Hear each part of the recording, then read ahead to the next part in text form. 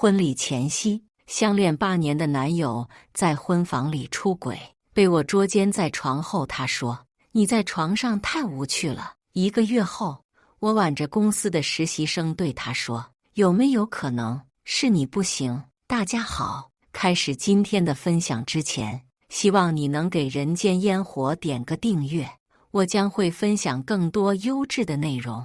我站在婚房门口，看着脚下散落的高跟鞋，耳边还隐约传来婉转的声响。衬衫、包臀裙、内衣、内裤，从客厅到卧室，这些东西就像标识般指引着我。啊，高总，疼！卧室门后是令人发酥的女音。我沉默着举起手机，将门推开，杏色简约的卧室，2具白花花的身体在床上紧紧缠绵。啊！双眼迷离的女人看到我后猛地惊叫，她慌不择路地扯过淡色碎花被子盖在身上。那被子是我最喜欢的花样，前几天快递刚到，见鬼了！高思成边骂边转头，他眼神和我对上的瞬间，吓得抖了好几抖。我拿着手机在他们俩身上转了个圈，顺便把一地的衣服也拍了进去。高思成见状，穿好裤子就要来抢我的手机，我后撤一步，抬脚踹在他的膝盖骨上。高思成没有防备，直接跪倒在我面前。我面无表情地睨着他，侧头对床上那个女人说：“从我被子里滚出来。”客厅里，高思成抱着头坐在沙发上，我连着蓝牙把音量开到最大，反复播放那段视频。够了！高思成猛地抬头怒瞪我：“你到底想怎样？分手，把车和房的钱还我，再去跟我爸妈说实话道歉。他现在的车是我买的，就连婚房的首付也是我出的，但他们家至今为止别说彩礼，就连承诺的5金我都没看到。”高思成神情一滞，显然不愿意。有话我们好好说。我冷嗤一声，用脚踢了踢那女人留下的包。和你新欢说去吧。高思成深吸口气，抹了把脸。这也不能全怪我吧？哪个男人不这样啊？而且你在床上太无趣了。我几乎要被这无耻的发言逗笑了。高思成沉默了会儿，又站起身，握住我的手，致意：“我错了，我真的错了，是我鬼迷心窍，是我不知廉耻。你相信我，我以后再也不敢了。”他额头抵住我的手背，不停哀求着。我毫不犹豫地把手抽出来：“给你1个月。”我和高思成在同个公司不同部门，但公司里所有人都知道我和他婚期将近。小杨带着文件进来：“知意姐，您下个月哪天婚礼来着？”我签好字，把文件递给他：“婚礼取消了。”啊！小杨错愕抬头：“为什么？”我冲他笑笑，不愿把丑事闹得人尽皆知。小杨也没再追问，转移了话题：“咱们公司要被收购了，您知道吗？今天好像有几个实习生要过来，楼下那家咖啡店。”他边嘟囔着边退出我办公室。午休刚过，小杨说的实习生就被分配来了。我路过和他们打了个招呼，眼神在末尾的男生身上多逗留了一下。爱美之心人皆有之，更何况这还是个又高又白净的卷毛帅哥。等到周五，部门里提议给实习生们办个欢迎仪式，我欣然答应，却没想到他们会把聚餐地点放在酒吧。看着面前群魔乱舞的同事们，我只能无奈摇头，酒精杯杯入喉。我混沌的脑子不由想起高思成说的话：“你在床上太无趣了。”本以为我可以从校服到婚纱，可没想到结局是这样。我自嘲笑笑，身边的沙发却突然陷下一角。玉总，清冽男音在喧闹的音乐声中传进我耳朵。我侧眸看去，是那个卷毛帅哥。在之后我就记不太清了，脑海里只剩嘈杂的声音和晃动的世界。忽的，有人在我耳边问：“玉总，你家在哪里？”不知过了多久，我陷进如云般柔软的地方，身上环抱我的温暖离开时，我拉住了那双手。我无言地看着睡在我旁边的卷毛帅哥，残存的记忆让我想起昨晚我扯着他的衬衫大喊：“老娘有趣得很，救命！”我忍不住拿手心洗了把脸，趁他还在睡，我简单留了张纸条就飞奔出家。此时我无比庆幸自己和闺蜜在同个城市生活。我有个朋友，我出神地坐在沙发上，他睡了个小弟弟。弟弟多小？任莎莎斜了我一眼。不小。我下意识回道。什么跟什么？我猛拍茶几。是年纪比他小的弟弟。对呀，所以我问你多小？任莎莎满脸震惊。小6岁。任莎莎沉默扭头，她指着墙上那幅老牛吃草图。你上去挂着。周一。卷毛帅哥抱着文件走进我办公室，我不自在地喝了口水，目光扫到他脖子上星星点点的暧昧吻痕时，狠狠呛住。咳，我低头咳嗽，却觉得有人慢慢靠近。程南手掌轻拍我的背，头探过来，满眼担忧。玉总，没事吧？周围盈满他的气息，我尴尬地与他拉开距离。要我签字吗？程南睫毛轻颤，识趣地递上文件，退到一边。我签好字，正要开口，余光瞥见有人怒气冲冲地推门而入。玉之意，你……高思成的声音戛然而止，他双眼眯起，看向程南脖子上的吻痕。你先出去。我将文件递给程南，瞧着他有些踉跄的走姿，不着痕迹地皱起眉。百叶窗全被放下，灰暗的房间里，高思成叉腰看我。你报复我，就因为我睡了别人，你就跑去和别人睡，你贱不贱呐？我不耐烦地翻了个白眼。高思成张嘴还要再说，嘘！我正色地竖起食指抵在唇间。有狗叫。高思成一愣，他环顾四周，没有啊。我斜着食指朝他点了点，又叫了。高思成脸色瞬间变得铁青，和同公司的谈恋爱就这点不好，分手了还老能遇见。食堂门口，我看着高思成和那天那个女人携手走来，原来她也是我们公司的。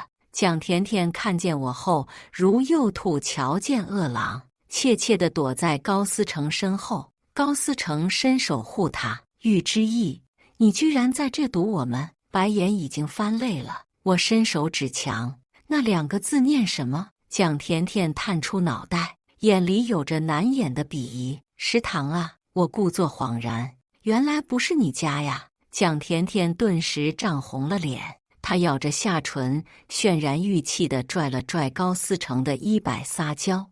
高总，玉之意你够了，有必要说话夹枪带炮的吗？高思成说完就抱住蒋甜甜的脑袋安抚着，我便食指在脑袋旁转圈，示意他们神经不正常，边哼着歌悠哉悠哉地往食堂里走，端着菜盘走到安静的角落。我正要动筷，耳边又传来几声之一解，其中程南中规中矩的玉总就显得格外突出。同部门的同事纷纷落座。他们看着程南打趣道：“小朋友就是乖，只敢喊总，不敢叫姐。”大家笑成一片，唯有程南低头默默夹菜。不知为何，我脑子里突然想起任莎莎的话：“年下不喊姐，心思有点野。”初春总是小雨不断，没有雨，伞也没开车的我站在公司门口，有些发难。正想叫车时，一辆揽胜停在我面前，车窗降下，是程南。我挑眉看他，有些意外。玉总，我送您。程南下车打伞，走到我身边，我摆手婉拒，却见他红着脸贴在我耳边说：“我有东西落在您家了。”滴答答的春雨落在车顶，我侧头看着他问：“年纪轻轻开上揽胜了，程南轻描淡写地回了句：“家里做点小生意。”安静的车里，唯有车载音乐悠悠唱着。我视线不可控地落在他脖子上，有这么激烈吗？我默默回想，可脑子里除了交织的呼吸外，没有任何画面。玉总，大约是我盯的时间长了。程南红着耳尖看向我：“你咬的有点重。”我脑子被轰得一片空白，眨巴着眼，下意识说了句：“对不起。”说完，我才觉得这话有些奇怪。没想到程南低声应道：“没关系。”还不等我松口气，他又说：“下次注意就好。”这回我是彻底呆了，等不及车停稳，我逃也似的打开车门跳下车。另一道关门声响起，我连忙伸手制止程南上前的动作。“你说是什么东西？我去帮你拿下来。”程南愣了愣，欲言又止地蠕动了下嘴唇。我压抑着想要挖地洞逃跑的冲动，催促着：“是什么呀？”程南声若蚊蝇，我没听清，皱着眉问：“你说什么？”“内裤。”程南放大嗓音。那一瞬间，路过的大爷大妈们用诡异的视线将我和程南从头到脚扫视个遍。我脑子里突然闪过我趴在人家腰上吐了他一身的画面。造孽啊！我生无可恋地抬头望天，也别挖什么地洞了，自杀来得更快些。输了密码开门，我眼疾脚快地踢走昨晚被我随手扔在地上的包。“你去找吧。”我眼神躲闪，程南却站在门口不动。他低头看着自己的鞋问：“家里有拖鞋吗？”“有。”我蹲下身打开鞋柜，“但都是女生的，你不一定穿得下。”话音刚落，程南利索地脱了鞋，赤脚走进来。“我能进来？你问我要什么拖鞋？”程南径直朝阳台走去。我站在客厅正等着，房间门却悄无声息地开了。我僵直着身子看过去，正对上任莎莎的双眼，才刚松了口气，程南徒手捏着他的内裤从阳台走来，三人呈三角状站着，大眼瞪小眼。任莎莎的眼神在我和程南之间打转，他着重看了眼程南的手，后又意味深长地瞥向我。我正要狡辩，程南抬手摸着他的脖子走过来，嘶！这是任莎莎看到程南脖子后发出的感叹。我先走了。程南站定看我，我连忙应下，丝毫没察觉他近似亲昵的话。明天见。程南说完就不动了，眼睛直勾勾地看着我。我还是敷衍着点头，巴不得他赶紧走。程南失望地垂下眸子，脸上表情瞬间暗了。他默不作声地离开，背影透露着凄凉。看着大门被他缓缓关上，我心里突然有些不是滋味。不等多想，一只手臂从后面环绕住我的脖子，任莎莎趴在我耳边，贱兮兮地说：“明天见。”公司里，我的视线老是不自觉落在程南身上。同事小杨推开办公室的门，枝一姐下班之后聚一聚。向来晚聚的我，在听到大家都去后，鬼使神差地点了点头。酒桌上最常见的就是真心话大冒险，同事们围成一团，兴奋地捉弄着每一个人，唯独角落的程南神情落寞，喝着闷酒。大抵是有人看出他的情绪，特地将瓶口转向他。“程南，真心话还是大冒险？”程南抬头看了我一眼。“真心话？你谈过几次恋爱？”全场嘘声一片。小杨忙挤开问问题的同事，鄙视他问的低级。他倾着上身，眼睛滴溜溜地转了一圈，问在场的人有没有你喜欢的。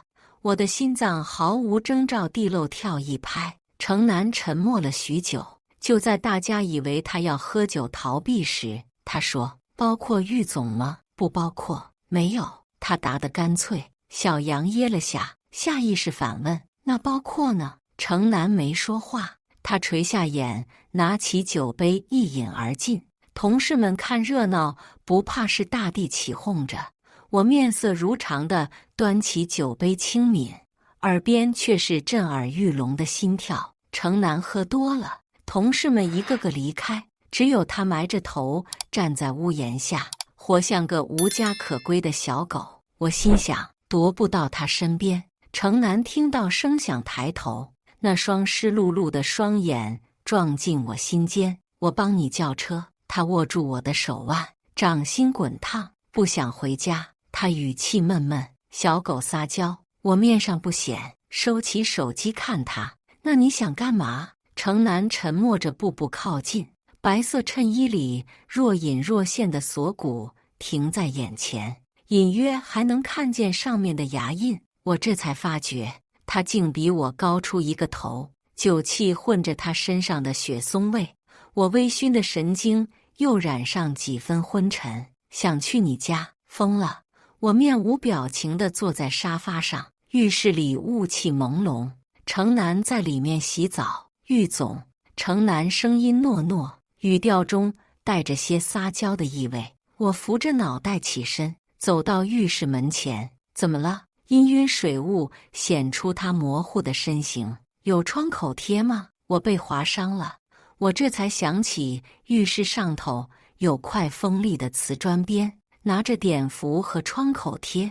我敲响浴室的门，淅沥沥的水声停下。本以为程南会伸出手接过，谁知他径直拉开了门。湿热的水汽卷着他的味道扑在我脸上。他转身指着后背，我够不到。看着泛红滴血的划痕，我暗暗心惊。贴完创口贴，程南弯腰捡起那件被泥水溅脏的衬衣。别穿了。我接过衬衣，手指不小心划过他精瘦的腰线，转身前匆匆扫了眼他只裹着浴巾的身子。大约是在浴室里站久了，我的脸有些烫，抱着被子走到沙发旁。我犯了难，沙发虽不小，但也容不下程南的大个子。程南抱着枕头走来，他站在我身边，乖巧地等着。我看看沙发，又看看他。许久后，我轻叹一声：“进来睡吧。”不能否认，我对程南有好感。柔软的被窝陷进去一块，我转头，程南露着肩颈躺在被子里，干净的眸子一刻不离地看着我，纯情中带着撩拨。我呼吸一滞，眼神落在他脖子上，白皙肌肤上的暗红格外刺眼，好似一片雪地染上艳红，糜烂妖冶。我连忙扭头关灯，不敢再看。晚安，玉总。伸手不见五指的房间，程南的声音好似贴在我耳边。我压上躁动不已的心口。晚安。天翻上雨堵白，刺耳的手机铃声响起。我不耐地翻身，却有人将手机送到我耳边。我皱着眉拂开那手，只觉手背炙热。他在睡觉。程南嗓音沙哑，带着朦胧睡意。我猛地睁开眼，却发现自己不知何时滚到了他身边。默默拉开距离后，我问：“是谁？”高思成。守规矩的他竟然直呼领导的名字。我笑了笑，也没太在意，翻了个身继续睡去。再度吵醒我的是恼人的门铃。我掀开被子，火气十足，就见程南已经穿上未干的衬衣，站在客厅。没等他走出去，高思成像个火炮似的冲进来。我皱着眉，意识到家门口的密码还没换。高思成怒气冲冲地扫了眼卧室，他站在门口，指着我的鼻子开始骂：“玉之意，你要不要脸？开始包养小白脸了是吧？前几天不是还高高在上的骂我吗？我看你也好不到哪里去，你还想让我还车还房？你做梦！”高思成轻蔑地瞥向程南：“靠身体上位是吧？”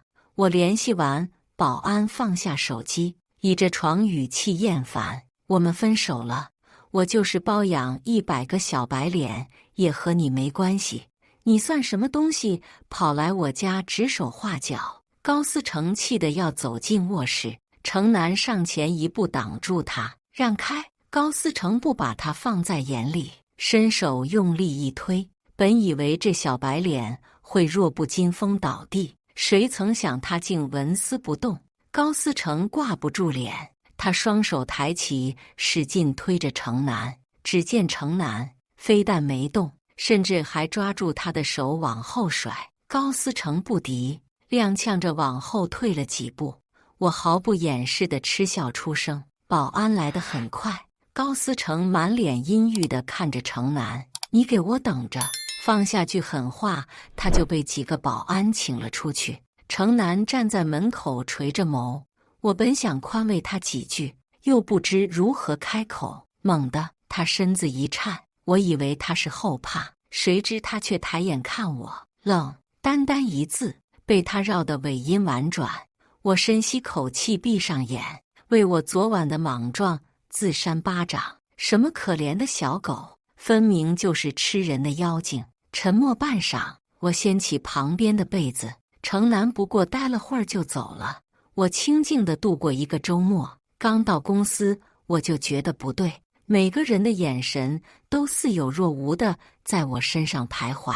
程南拿着文件走进我办公室时更甚，屋外的人就差粘在窗户上看了。高思成在公司说你们分手是因为你出轨，还说我被你包养了。程南少年音响起，我动作一顿，没想到高思成会无耻至极，而且包养是钱色关系，可我止色了，没给钱。一股罪恶感油然而生，我被喊进老板办公室，他果然是来问我公司里的流言蜚语。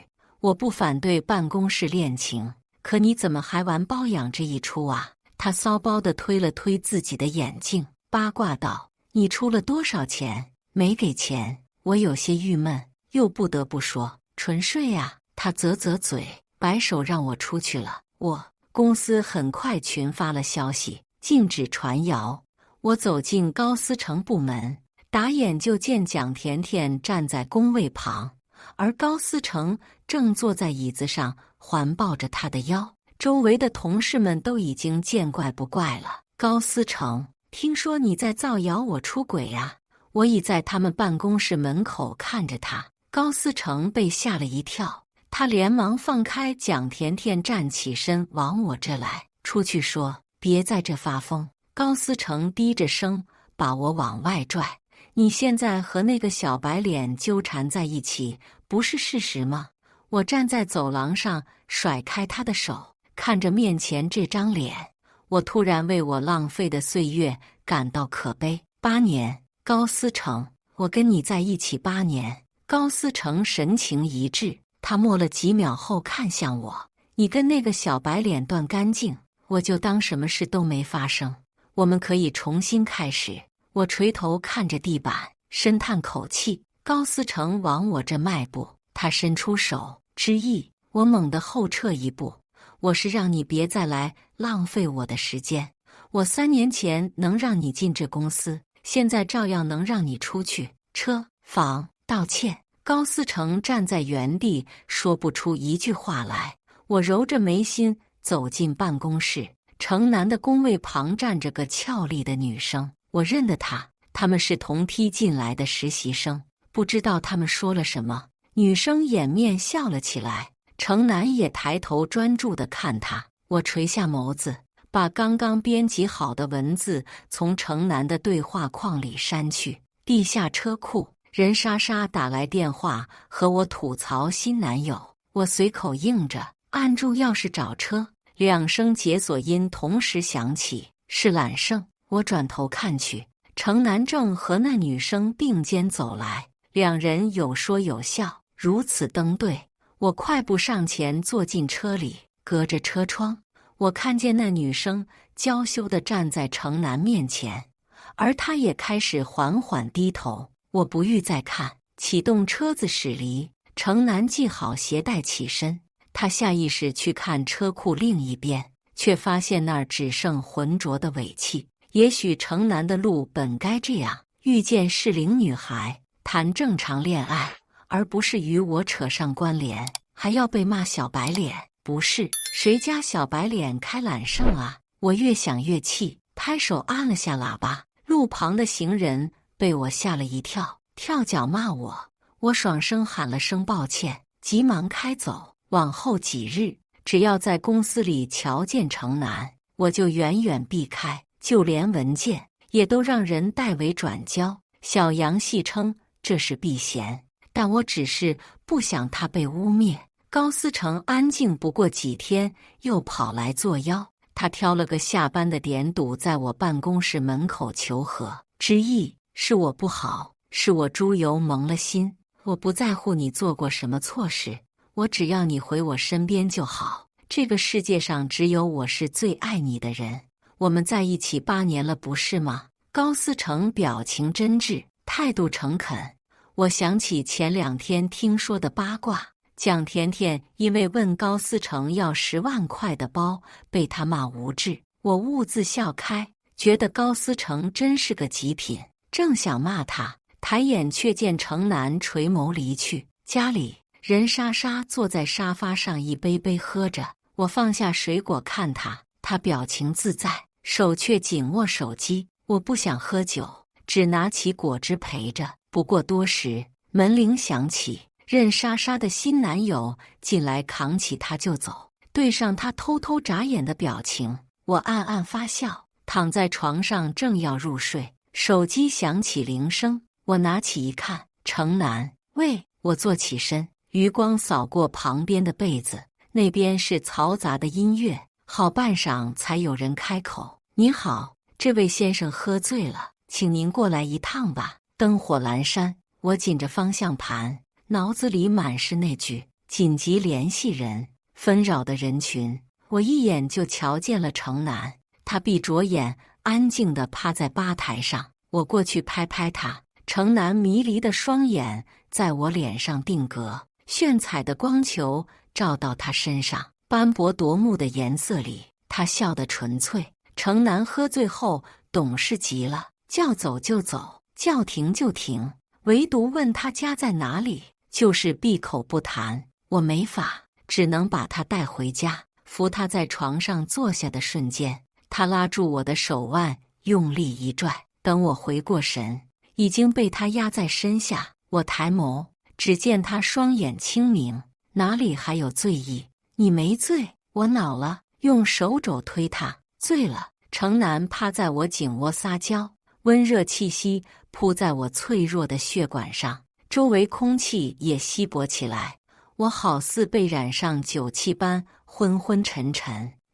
程南开口，我以为他是要喊总的，谁知之意早见识过他勾人的语调，只是不知普通的名字也能被他念得这般缱绻。你答应他了吗？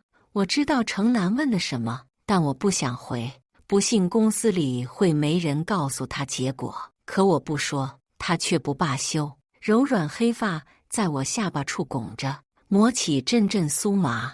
我抬手支住他的脑袋，却止不住他作乱的心。绵软细碎的吻在我脖侧落下，娇嫩的皮肤被利齿叼起吮吸，针扎似的痛意漫开。我蜷着脚趾，浑身战栗。答应了吗？程南声音囫囵，嘴里还含着脖间嫩肉。神经病才答应。我没好气地推着他脑袋，程南闷闷笑着，湿热的舌尖安抚地舔过那嫣红皮肤。屋内热意萌生，我刚洗完澡的身体不免出了层薄汗。程南脑袋渐渐转到锁骨中间，我握住他的脑袋，仰起头，眼里蒙上几丝旖旎，身上的人却停住不再动作。我迟钝地歪下头看他，却见他眼里满是调笑。我才意识到被这小鬼耍了。不等我说话，程南快速抬头亲上我嘴角。他站起身，只匆匆丢下句我去洗澡。热的肌肤蓦然冷却。我面无表情地掀开被子躺进去。安静的房间久久才传来一声哼笑，茉莉花香的味道充盈整个屋子。我斜眼看去，只见程南擦着半干的头发，柔顺的发尾垂下晶莹水珠，带着些浴室的暖气。本该是春色乍现的一幕，偏生城南把那衬衣一颗不剩的扣上。我兴致缺缺地翻了个身背对他，窸窸窣窣的声音响起。我忍住不看，只觉身后床铺陷下一块，炽热身躯从后背紧紧贴上。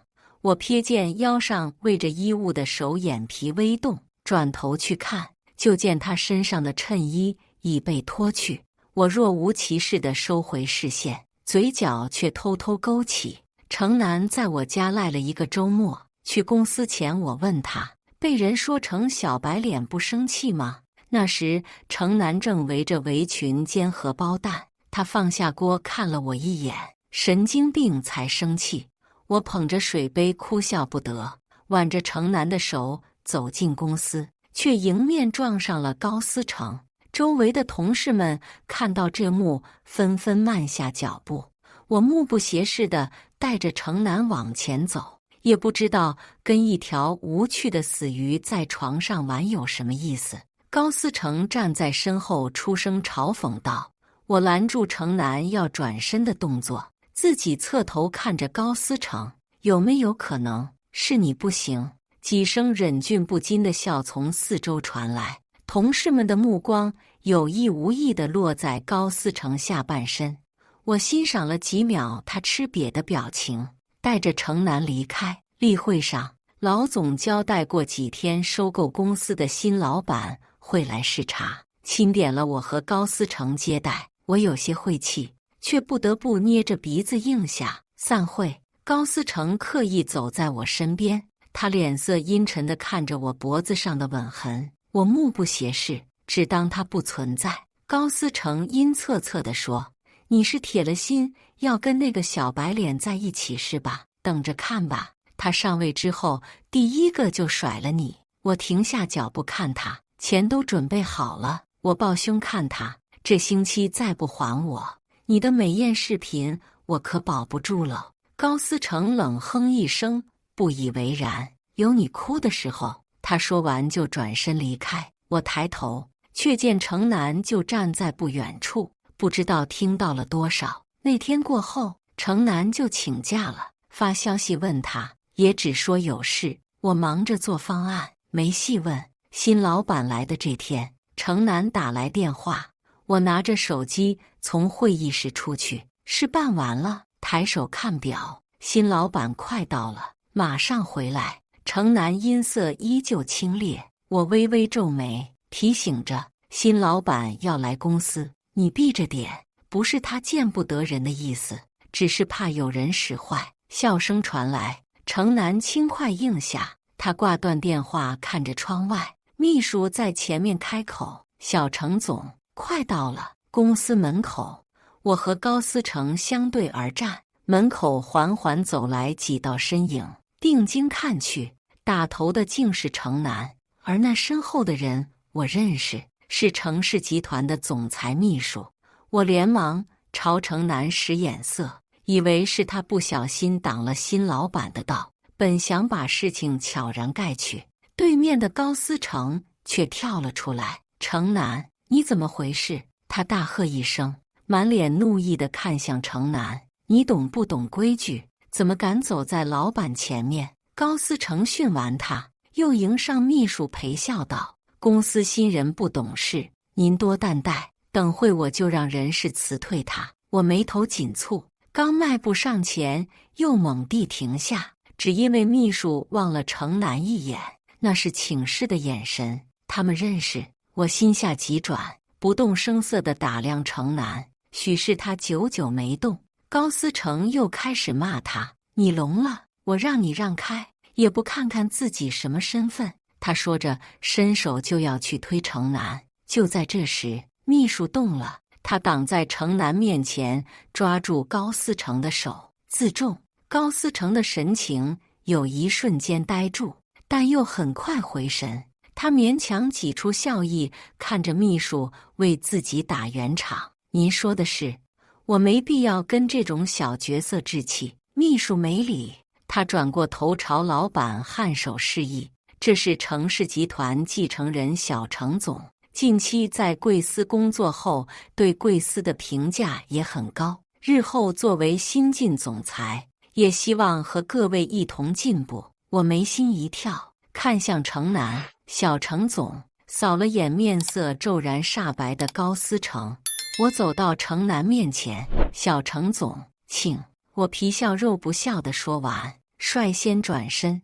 依稀记得程南之前说，家里做点小生意，国内最大的房地产公司算小生意的话，估计再没有比他更大的买卖了。会议室里，老板先是对着秘书把程南夸了个遍，又训斥高思成不懂礼数，有眼无珠。高思成看着坐在主位的程南，眼神晦涩。我瞥眼看他，总觉得他要坏事。果然，高思成理了理衣领，开口道：“是我不对，希望小程总别怪罪。我不是哥吗？你挺能屈能伸啊。”酒桌上觥筹交错，玉总，快敬小程总一杯，你们可是关系不浅呢。我转头，高思成正不怀好意地看着我。公司之前还传你包养了小程总呢，现在看来倒是传反了。我冷眼看他，还没开口，酒杯碰桌的清脆声响起。心脏的人看什么都脏。程南抬眼，温润的眸子清冷一片。老板脸色也不好看，他隐晦地警告着高思成。高思成到底害怕，悻悻地闭上嘴。我面无表情地低下头，不愿再为这种人留颜面。之前的那段视频被我发到公司大群里，顺便也打包发给一直在发微信骂我的他父母。一时间，桌上几人的手机都在响个不停。高思成拿起手机看了眼后，猛地脸色大变。贱人！他怒骂着往我这走来。程南反应迅速地站起身，把他挡住。妈的，你怎么敢发出去？高思成叫骂着，还想继续靠近我。饭店的保安涌进来，把他往外拉。程南站到我身边，看着被拖出去的高思成：“你被解雇了。”闹剧收场。我插兜站在饭店门口。初春雨夜总是凉的，身后传来脚步，专属程南的气味渐渐靠近，暖意附住我的后背。